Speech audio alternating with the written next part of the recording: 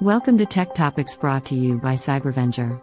We help keep small businesses stay protected and compliant with cutting-edge cybersecurity and IT solutions. Hello everyone and welcome back. My name is Andy. I'm the Managing Consultant for Cybervenger. Today we're doing another deep dive into the 110 controls of the NIST 800-171 standard. That standard applies to any controlled, unclassified information that you either have or are producing for the Department of Defense or other federal departments.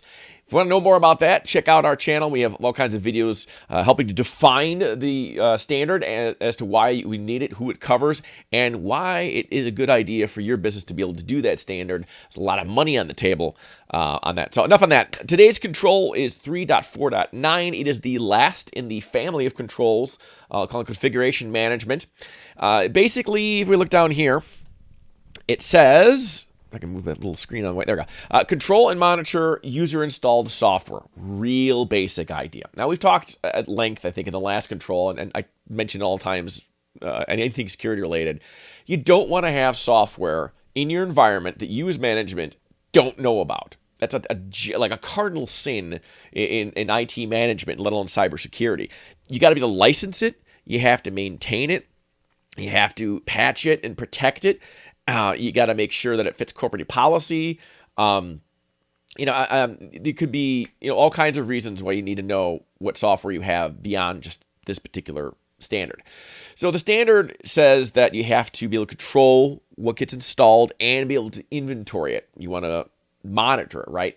So monitoring, like a real-world example of monitoring, we use Enable's Insight product for our customers. It's an RMM tool, for those who are familiar with remote monitoring management tools. There's lots of them out there. There's Kaseya, there's Continuum, LabTech. It goes on and on.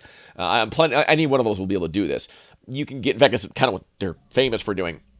You should be able to generate a report of all the different types of software in your environment pretty quickly and easily through any of those tools. Certainly you can through Insight. And then you can just skim through that list and see if there's anything that is not approved ahead of time. And if there are, that's an easy catch. This software shouldn't even exist in the environment. You got to figure out how they did it. Most users, most of the time, shouldn't have the rights necessary to install apps or programs. So that includes locking down the App Store. Now, there's another tool that you can use. I'm not going to get into exactly how it works, just because we don't have the time in this video. This is just about the compliance standard. A tool called App Locker, something Microsoft came out with, to help restrict and manage what applications are available on a computer, precisely for compliance reasons, for management reasons, that kind of thing.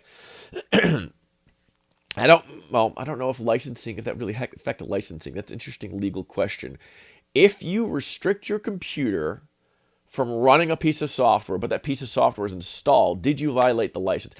Any lawyers out there watching this video, if you want to comment, if you can't run a software by policy, by company policy, by physical restriction, would that count as not being licensed? I don't know. But it certainly should always uninstall software regardless, because there's a security implication there. I think we talked about in the very last control, the 3.4.8. You just don't want the attack surface if you can help it, right? If you don't need it, don't have it. But this says that you need tools and methods to do the job of restricting that sort of thing and monitoring, because just because you put a policy in place doesn't mean the policy worked. Something could have broken somewhere, and how would you know? A little bit like antivirus software. Just because you have an antivirus software on a computer doesn't mean it's working. You need, managed antivirus software is way better than just a standalone antivirus. Of course, antivirus is kind of outdated. You want endpoint protection these days, but I digress. Anyway, the standard here, just in a nutshell, you should be able to see what your users are using, find out if the policies are actually working, and have, of course, policies to approve. Really, to me, this again speaks to a whitelist only system. You shouldn't really have a blacklist where you're trying to black bad applications, because there's an unlimited amount of bad applications out there. Hypothetical anyway, and the real number of applications you wouldn't want in your environment are staggering in number and scope. So it's much, much easier to create a whitelist of applications that your company policy has approved, that have been tested and checked out by your IT staff and security providers to say, okay, yeah, this is good for this particular purpose. So that's basically what this control is all about. It's really pretty simple one.